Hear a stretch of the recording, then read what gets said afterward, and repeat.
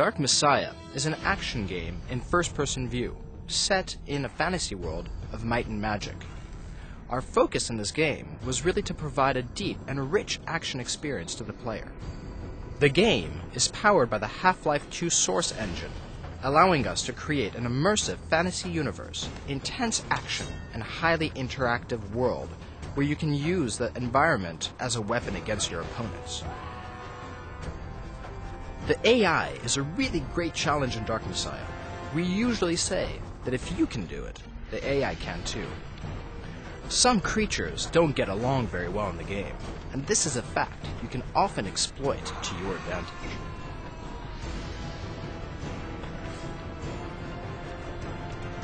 One challenge we faced with Dark Messiah was to provide a compelling first-person melee and combat system. We achieved this through a context-based system. We will see more about this later.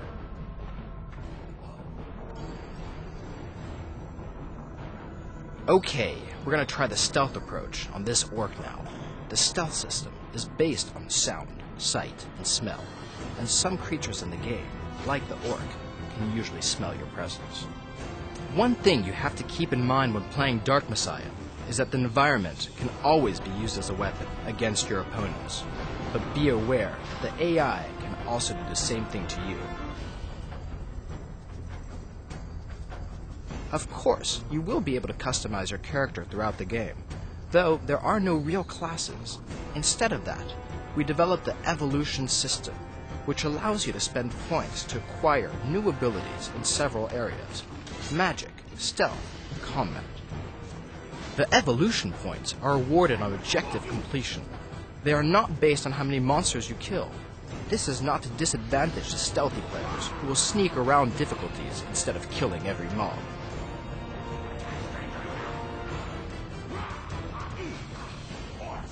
In this kind of situation, using only my spell and weapons is useless, so the best option is to study the environment to lure my opponent into the trap.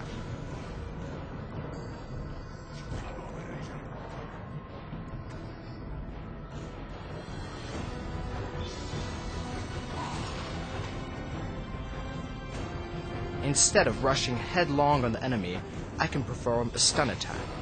While stunned, the enemy can be disarmed very easily by aiming at his hand, or I can break his shield.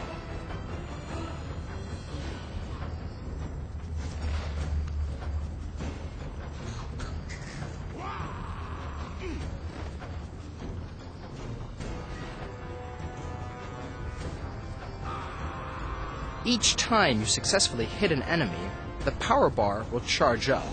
When it is fully charged, you can unlock special moves and powerful spell effects. The telekinesis will allow you to grab the enemies, and the lateral slash will behead them.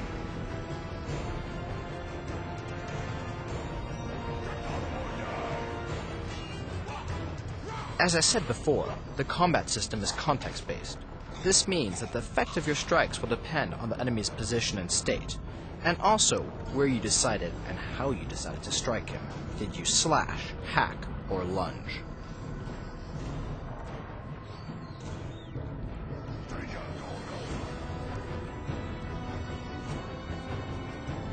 Notice how the AI behaves in melee combat.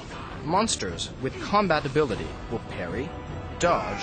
They will also use special moves against you. We really wanted the combat system to be as deep as possible.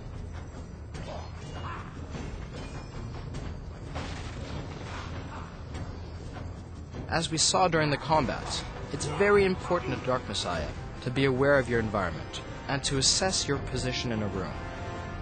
That's why we developed the full body awareness, which allows you to actually see and feel your whole body.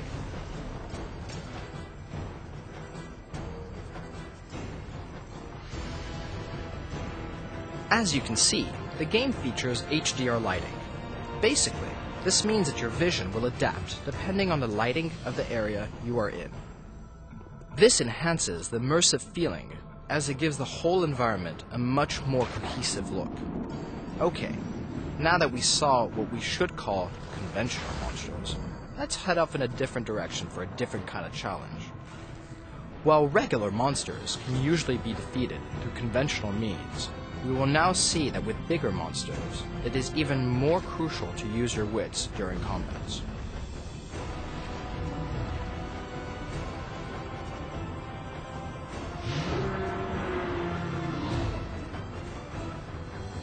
Okay, now I see that my arrows won't do any harm against him, so I have to look for a weak point.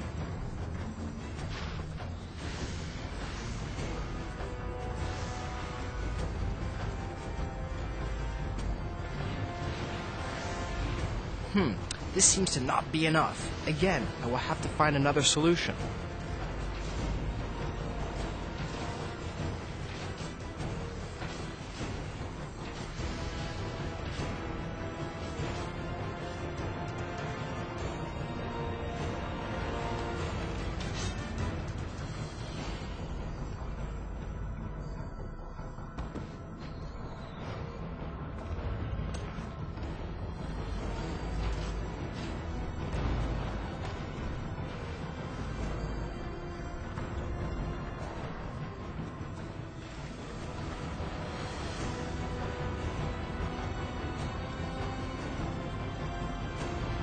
Again, this monster is really tough. It's really about observing the environment and looking for some weak points on my target. Only after trying different tactics will I be able to find the right solution.